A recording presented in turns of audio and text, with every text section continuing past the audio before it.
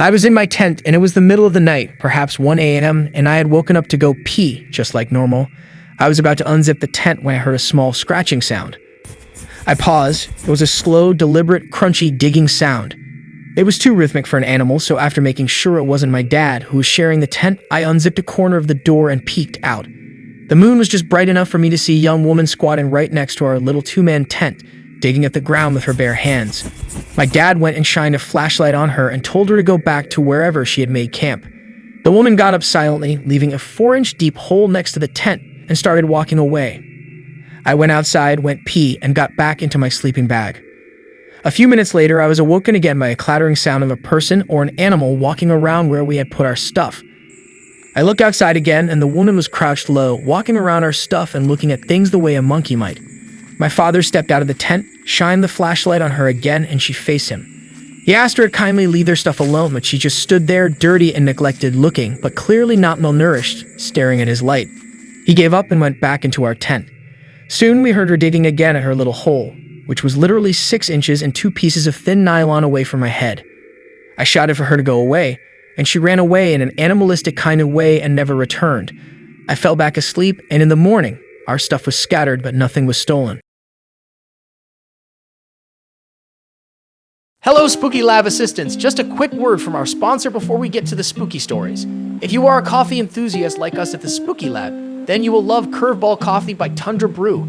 Tundra Brew's coffee is single-origin coffee sourced from small farmers. The beans are hand-picked and high quality, so you will be getting the absolute best cup of coffee in the morning. Some beans are rich and bold, while others are light and distinct. As I've said earlier, the coffee is single origin, meaning they have beans from all over the world, including Brazil, Bali, Ethiopia, Colombia, and many other places.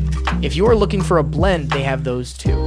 Use code SPOOKY at checkout for 10% off your entire order.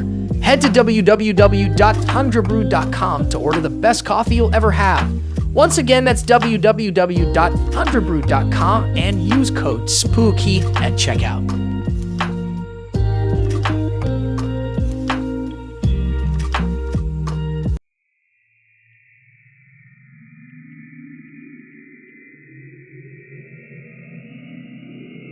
I had been out stargazing and was sleeping out in a park near town. No tent, just a sleeping bag and pad.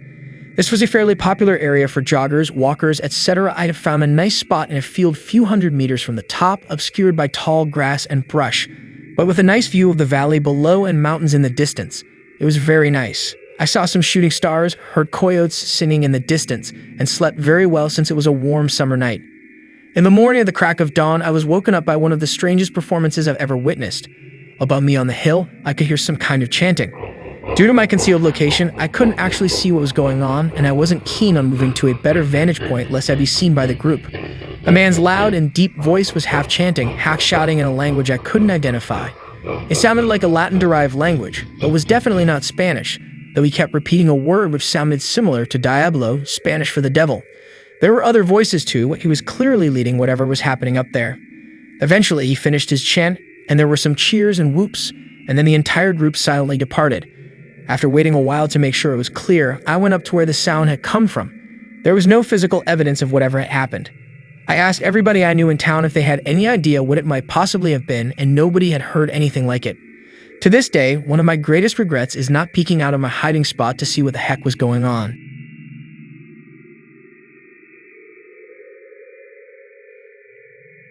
A couple of years ago, my brother bought a large piece of land out in the middle of nowhere, about 30 miles or so from cell phone reception. It's quiet, there is no light pollution, no paved roads, and not a lot of people around. Shortly after he bought the place, our family spent a weekend camping on the land and doing our best to clean it up. On the second night we camped there, I woke up in the middle of the night to take a leak. As I was walking to the bushes in the dark, I realized that I could faintly hear music. This didn't strike me as odd because I knew my brother had a radio in his camper. I finished up and went back to sleep with no further thought on the matter. The next morning at breakfast, I mentioned the radio and music. Several other people recalled waking up at night and hearing music, but no two people heard the same music. Finally, the brother who brought the radio woke up. I asked him about the music, and he seemed a bit freaked out. He woke up sometime during the night and went outside to smoke. He heard music as well and had assumed it was someone else. I should mention that he was the only one with a generator and a radio. It wasn't his radio we heard, it wasn't anyone else's either. I've been back several times, but I'm a bit freaked out by that place at night. I have fun while I'm there, but I'm almost always armed, and I don't sleep in a tent anymore. I sleep in my SUV with the doors locked.